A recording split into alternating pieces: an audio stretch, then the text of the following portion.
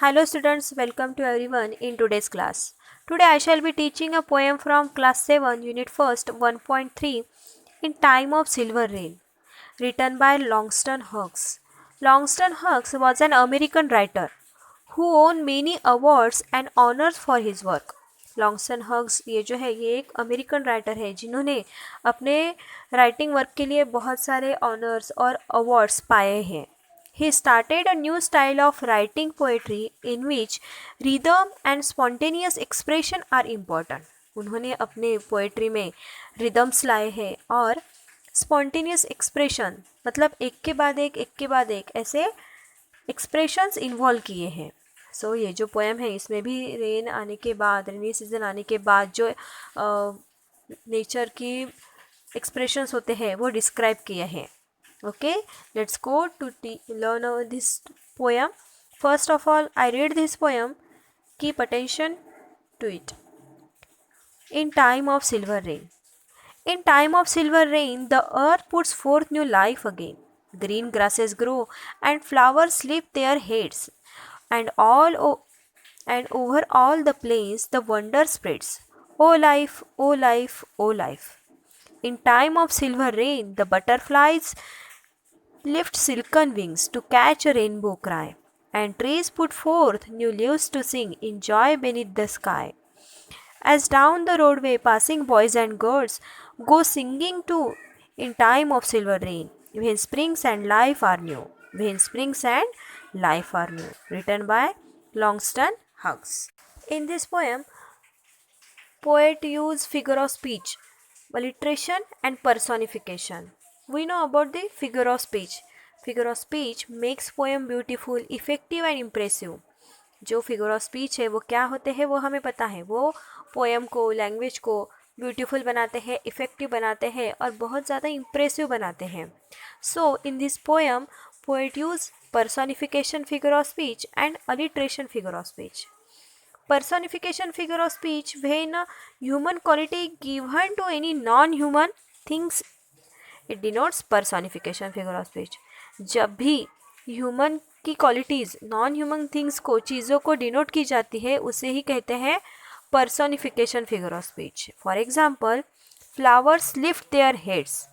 Lifting head is a human quality and it indicate the flower, so it is a personification figure of speech. जब भी head ऊपर करना, सिर ऊपर करना, ये किसकी क्वालिटी है?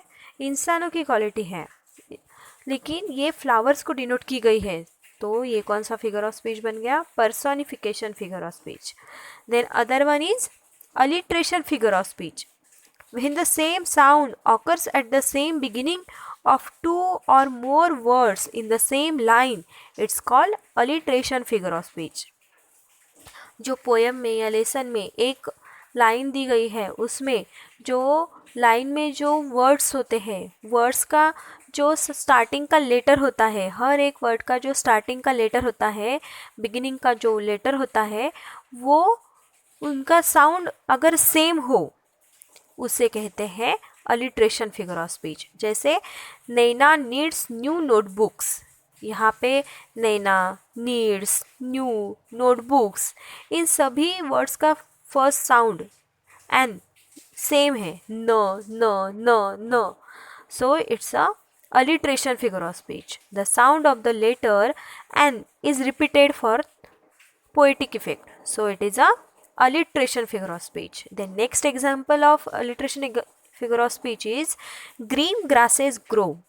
Here the sound of the letter G is repeated for the poetic effect. मतलब green grasses grow, यहाँ पे G का साउंड जो है ग्र ग्र ग्र, ग्री ग्री ऐसे आ रहा है, तो वो कौन सा फिगर ऑफ स्पीच बन गया? alliteration figure of speech.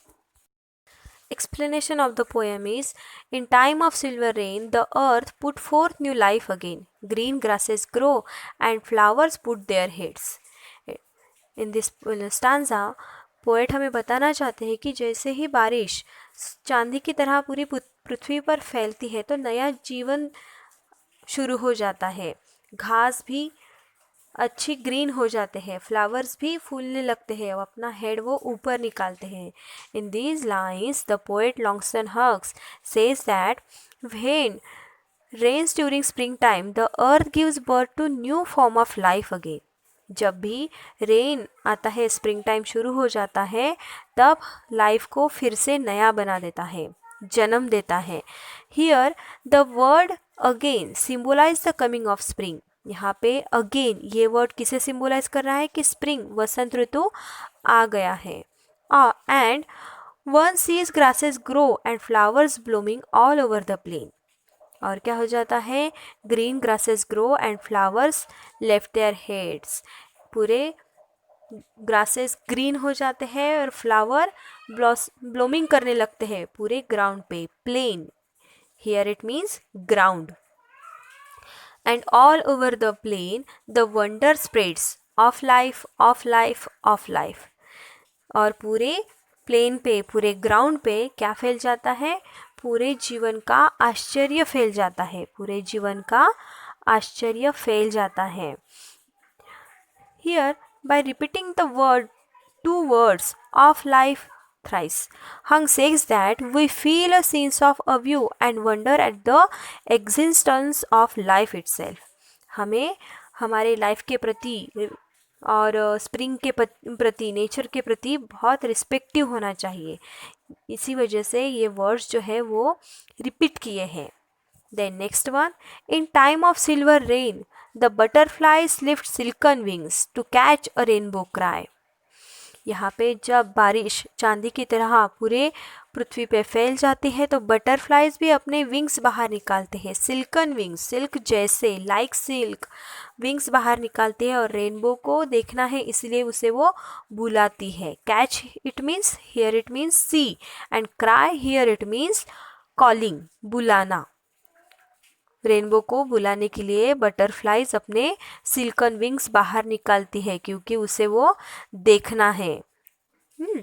And trees put forth new leaves to sing in joy beneath the sky. और जो न्यू लीव्स है वो भी ग्रो हो जाते हैं और अपना गाना गाने लगते हैं. जॉय भरा, आनंद से भरा हुआ गाना स्काई के नीचे, beneath it means under, below, sky के नीचे अपना गाना गाने लगते हैं. New leaves growing on tree and the joy that tree feel that arrival of spring. Spring आने का वो अपना आनंद एक्सप्रेस करते हैं. As down the roadway passing boys and girls go singing too. और रोड के ऊपर से बारिश आने के बाद तो सबको ही खुशी होती है, छोटे बच्चों को भी खुशी होती है. Children are happy to see rain spring time. Children भी बहुत खुश हो जाते हैं स्प्रिंग टाइम में. वो भी गाना गाने लगते हैं, बारिश में खेलने कूदने लगते हैं और अपना जॉय एक्सप्रेस करते हैं, अपनी खुशी एक्सप्रेस करते हैं. Go singing too in time of silver rain when spring and life are new. The poet experience spring and life to be new. ये स्प्रिंग टाइम में पोएट क्या एक्सपीरियंस करते हैं, स्प्रिंग भी नए जैसा एक्सपीरियंस करते हैं, यानी वसंत ऋतु भी नए से एक्सपीरियंस करते हैं और लाइफ को भी नए तौर से देखते हैं. Through this poem the poet send out a message of hope and flexibility. इसमें से हमें पोएट ने एक मैसेज भेजा है कि हमें हमारे लाइफ पे प्रति बहुत फ्लेक्सिबल होना चाहिए और होपफुल होना चाहिए. उसे हम एक चांस की तरह हमें देखनी चाहिए. और जैसे नेचर की साइकिल है, समर, रेनी, विंटर, वैसे ही हमें भी हमारी एक साइकिल बनानी चाहिए. हर एक सिचुएशन में उसे फेस करने का हमें एक एनर्जी ग्रैस्प करनी चाहिए.